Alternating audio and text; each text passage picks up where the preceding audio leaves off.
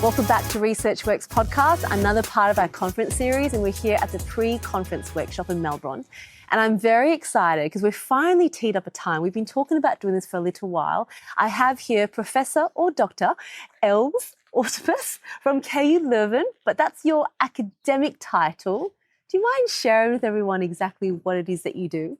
Okay, thank you very much. Yes, we've been looking forward to this for a while now. We have been, haven't we? Very happy. But yes, I'm a pediatric neurologist from background, and I work at the university hospitals in Leuven, where I am a staff member at the Cerebral Palsy Reference Center. And I supervise also the child neurology ward now and then, which is a bit more frightening because I don't do that a lot anymore. And then I'm the head of the Center for Developmental Disabilities, and that is a center where we mainly see children up until the age of 6, where we do diagnostic assessments only. So ambulatory, not residential. Wow. So you very much are a clinician, you're a researcher, you also supervise a lot of students as well doing their PhD. So you do cover quite a range of areas, don't you? Yes, I do. And that's very nice. It's good because, of course, because of the population that I care for, take care of. I see a lot of different things going from cerebral palsy to autism, to children who have even DCD or learning problems. So I have to cover a bit of everything. But of course, I do have some main topics that I'm most interested in. Yes. But yes, I want to keep track of everything a little bit, like a T person and not an I person. And I love how you described that. When you first said T person, I thought, that is wonderful. And, you know, your approach in that way is so reflective of how we need to be approaching overall care for the children we work with. Really, we can't be siloed, just one area, the other area, because it's all connected. And I think if we as clinicians can be a bit more T-like, we can also support the journey. Yes, I think that's really nice that you're saying that, because that is how you have to look at our children, the children that we take care of. And it's also what I teach to the students. Beautiful. Because I give classes on comorbidities of cerebral palsy. So the physiotherapists and sit in class looking at me, explaining how children chew their food, etc., and that they have to pay attention to that as well. And have to have, for example, an upright posture. That's right. In order to be able to eat comfortably. And I think a marker of a good clinician is one that does understand all these different areas. Otherwise, the experience for the child and the family is one that's very disjointed. So we should all be more T people, I'd say. Yeah, but we also need I people, of course, because there's a lot of things that we do not understand. I know. Well, that's a good way to pivot into the I area. Should we talk a little bit about CVI? Well, that's a good transition.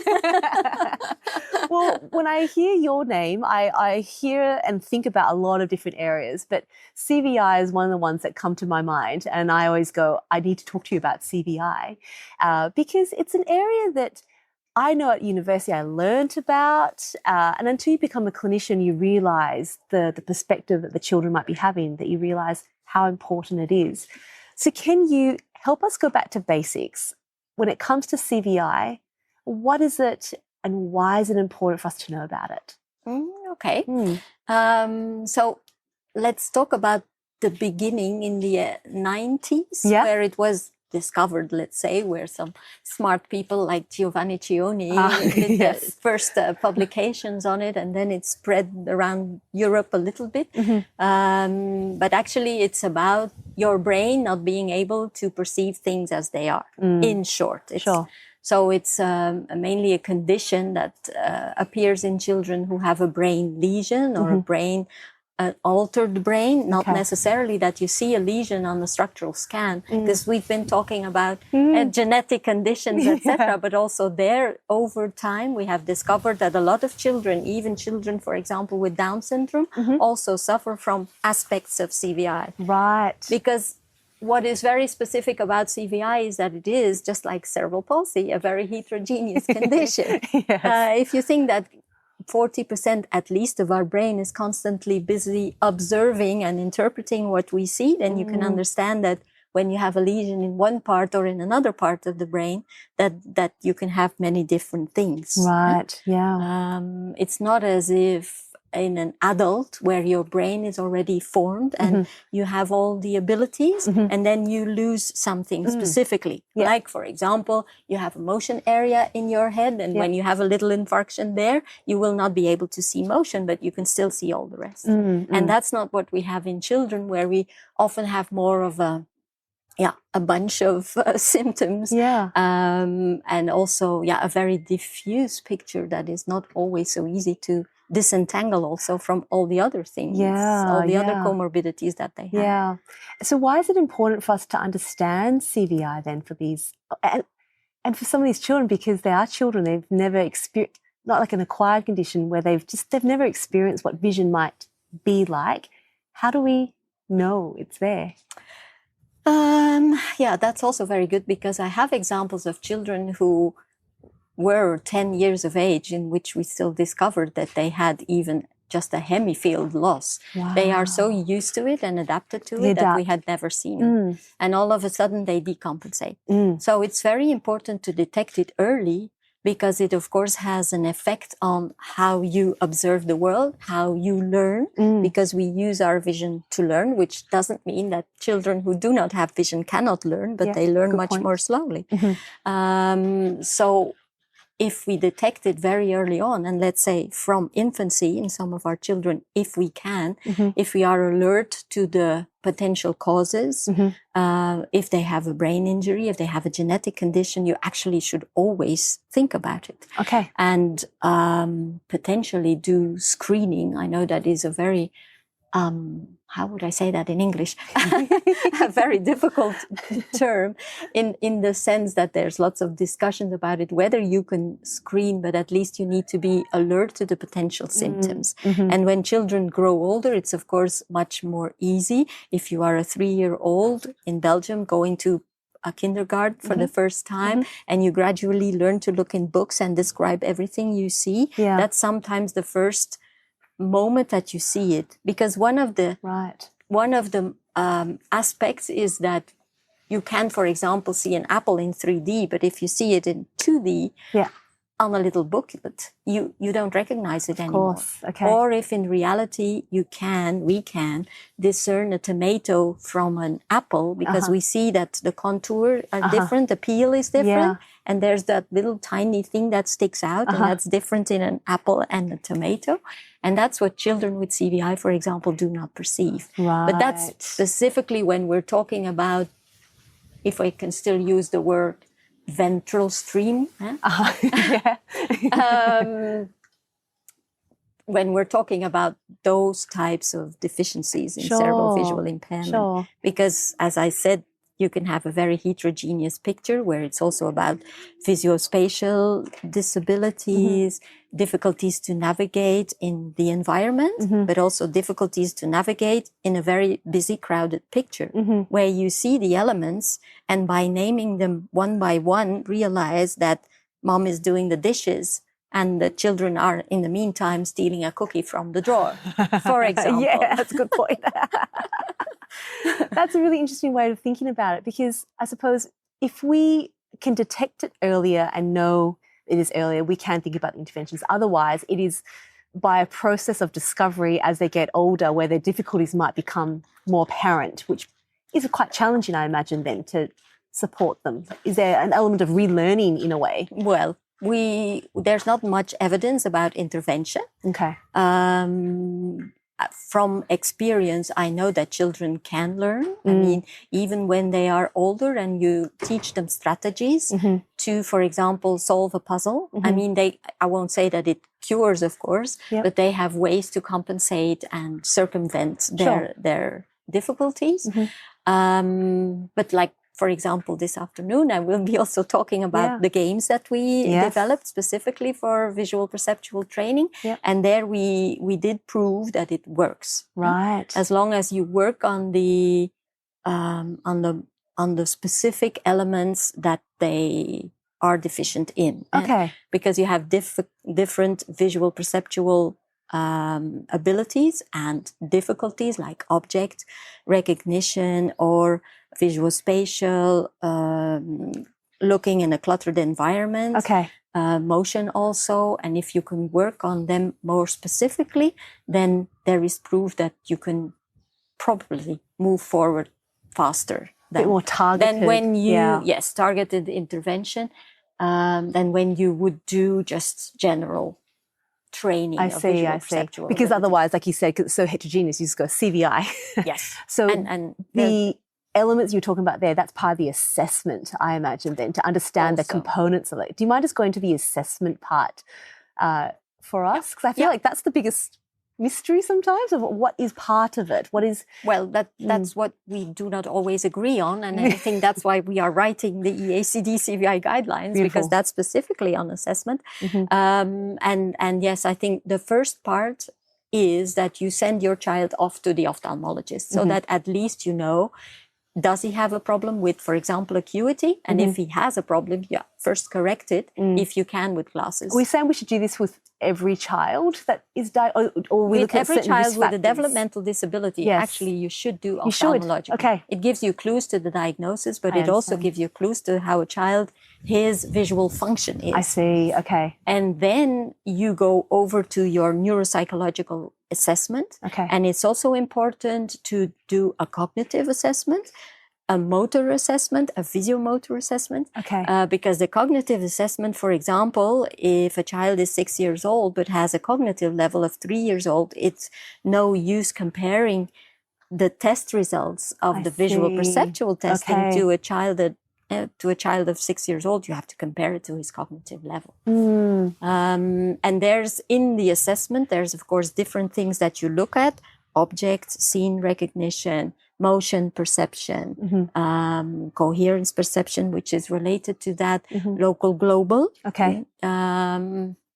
And then also visual memory you could have a look at. But of course, a 3-year-old, that's much harder to test visual memory. So depending on the age or the cognitive age of your child, you can pick what you want. So ideally, these are all things that you do early as possible, pending the assessments and compliance with following the instructions. Yeah.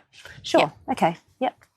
And so from there, what happens from there? Is there more assessments to come, or is that enough to give a good picture about how the child is functioning? Yeah, what is really very important is also put aside to it the everyday vision-related problems that the children have. We do not know all about that, but we do know that there are some connections between their functional problems and the visual functions and visual perceptual functions that we test. I see. So, for example, from the studies that we have done in unilateral CP now, we know that vision is also related to bimanual motor function, which is important for you. Yes, absolutely. So also for that, it is really very important that you do that visual perceptual assessment. Okay. And not only visual perceptual, because, for example, stereoacuity, we have found that in our children with unilateral CP, the right-sided, the left-sided ones, that actually only the left-sided, we're talking about the side, left. I was going to say, I got that one wrong there. The left side, The left side. They have more problems with stereoacuity than the other ones. Is that right? And so it's very important to, of course, discover that, because if you do not have stereoacuity, it could have an effect on how you estimate distances, etc. And then if you have an effect on your bimanual function, that could be a possibility. Wow, that's very insightful, Els. So for me as a clinician working with children, part of what I should be doing is actually asking the question whether they've had their assessment done, whether their vision has been assessed when I first meet them. Yeah. How early on, like if I, with early intervention, early screening these days, you do tend to know that a child might have a diagnosis of cerebral palsy, for example. Sometimes it's developmental and we don't necessarily know the cause. Should we be sending them off pretty quickly, or do we? Yeah. Wow, okay. Already when they are going out of the NICU. Yeah, okay. That's from the group of Elisa Fazzi and Daniela Ricci. They're going to talk this afternoon as well. They have early assessment tools for visual dysfunction. And we know that is also, like we call it, a window to the brain. Sure. So we know something about brain functioning if we already look at vision. There's not always a one-to-one relation to what visual dysfunctions you are going to have in the future, of course. But you know that when a child is not able to perceive like another child should, then you have to intervene already. Okay.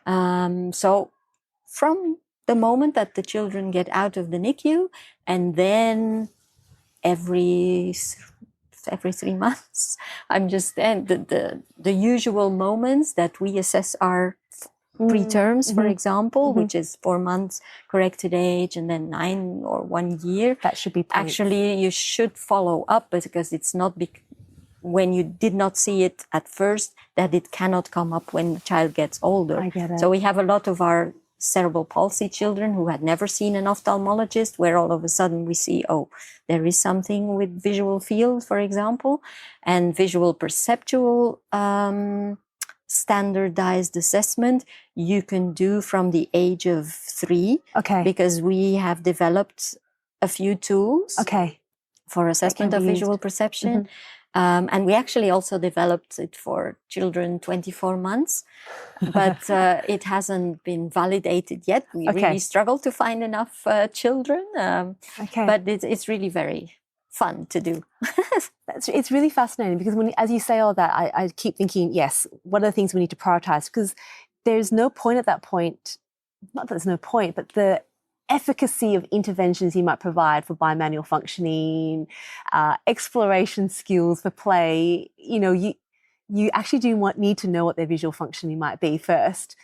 So in terms of the first person referred to, you mentioned was ophthalmology. If people don't have access to an ophthalmologist, are they assessments or things they can do to at least screen for a vision assessment, or we really should be looking for an ophthalmologist for that verification? I do think you should be looking for an ophthalmologist. That would be sad that there is no access. So yeah, of course you have tools that also a pediatric neurologist like me can use, but you need the expertise of an ophthalmologist to to go through the whole process.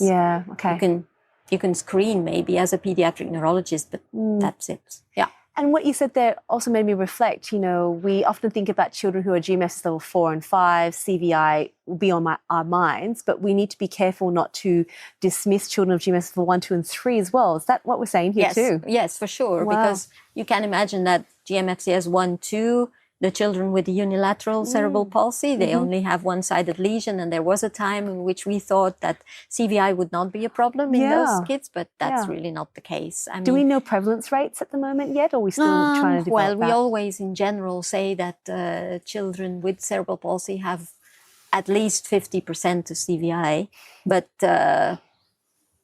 specifically for our unilateral cerebral palsy, I must admit, I should go back to my own studies. And that's the one thing I didn't look at before I sat here. No, that's okay. Well, that was my curiosity taking you there. I can look up your papers for sure, knowing that. But it's certainly true, because there's a lot more of visual perceptual and visual dysfunction in our children with unilateral CP as well. I think about, it's almost something that you don't think about because we keep relating it to the lesion, but we're saying that we don't necessarily understand. And also because they are cognitively often relatively good, so they can compensate. Like the boy that I was talking to you about, the one who we discovered he really had a visual field problem. He's very, very smart, so he didn't, of course, he has never known He didn't know any differently, It's like children who are really ocularly, visually impaired. And he compensates a lot of those things. I can imagine with increased load at school, increased demands, it would have become more apparent from his learning. So from an intervention perspective, you mentioned before, it's an area that's still requiring a lot of development. What do we know at the moment about interventions? There are also in the very young ones now pilot studies. For example, Elisa Fazzi in Italy has done a pilot on intervention, and she did prove in that pilot study that certainly visual acuity improved because they work with, you could call it environmental enrichment, but it's specifically enlightening, literally. Yeah, nice. The face of the person you are looking at, the objects the child has to look at. And so those basic functions at least already improved. But of course, the children are very young, so we did not know, of course, what effect it has in the long run on also visual perception. Sure. But you can imagine that if your visual acuity improves, that gives you more input. So it's like watering the flower. Sure.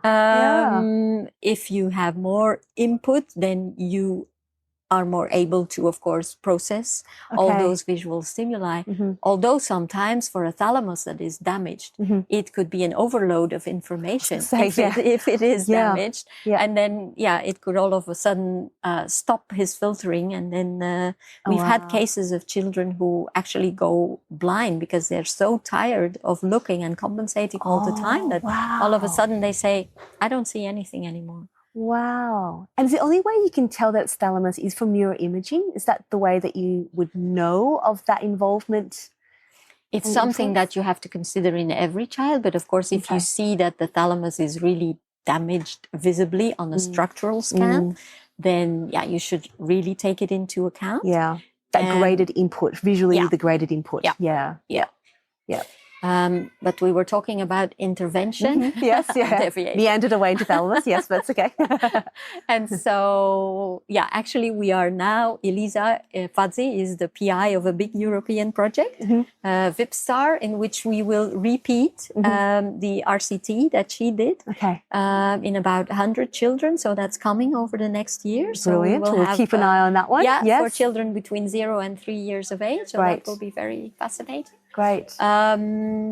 But then, other than that, there is a lot of information on interventions. One of the things also is that you have to increase awareness. Also increase awareness that CVI is there. And when people pay more attention to it, they will try to install compensations and strategies to improve, and that already improves the abilities of the children. That has been proven in a few studies as well. For example, adapting your environment in the classroom. When it's very cluttered, the children will be very tired and not pay attention anymore, and then you can't learn anything. Yeah, sure. So that's the adaptations. And then, of course, you have the targeted interventions. There have been other groups who have developed serious games for cerebral visual impairment. One more for visual cognitive learning. Then there's the ones from Jonathan Waddington in the UK, who's more about visual field training and visual alertness and attention. And then you have our games, iVision, which then specifically treat different visual perceptual abilities. That's incredible. And I mean, in terms of the awareness and attention to it, a lot of things that a lot of therapists would be very familiar with is the contrasting backgrounds, it's the using the flashlight, it's using high contrast colors like fluorescent yellow and green and orange. Is that still very relevant in the approaches? That is still very relevant. I mean, we do it because we feel it works. Of course, we don't have any randomized controlled trials on that. and what we see in the living experience is that every child can have a different preference for different combinations. There's children who prefer black and white. There's others who prefer black on yellow background, etc., etc. So, and you have to be careful with colors too, because if you have a lane, for example, that is colored in yellow, he might prefer that color, but then he thinks it's a banana. So I see. It makes it more difficult to interpret the picture that he's looking at. That very individual perspective is important, isn't it? When we are putting together strategies. Els, I feel like I've learned so much from you in that masterclass that is CVI. For the people who are listening right now, what would be your main message that you would really want people to walk away with about CVI? Well, the main message is that you really have to be aware of it. In every child who has a developmental disability, you don't also have to overdiagnose, because it could be something else than CVI. For example, autism spectrum disorder, DCD and the bigger ones, but it could also be a combination of things. So it's not always very easy to disentangle everything. But you have to be aware, and you have to think of it from, when the child is born. And do be aware that interventions and evidence-based interventions are on the rise. So go and look in the literature, and if you want to collaborate, I think that's also one big message, because it's a nearly rare thing, just like cerebral palsy. So we need to collaborate to make things move forward. And I guess that's the whole theme of this conference, is developing those networks. And networks to develop, we need to solidify our networks already, because there's so much knowledge, isn't there? Well, thank you. Thank you so much for speaking with me today. I absolutely loved it. And I will be definitely in touch again, because there's a lot more development in this area, which is very exciting to see. And I know this has already changed my practice. So thank you, Els. Thank you very much. To all of our listeners, I hope you really enjoyed that. That was just fascinating. There's a lot of take-homes there. So do go and look up some of the papers that Els is part of. But for now, I'll talk to you all again very soon. Thanks and bye.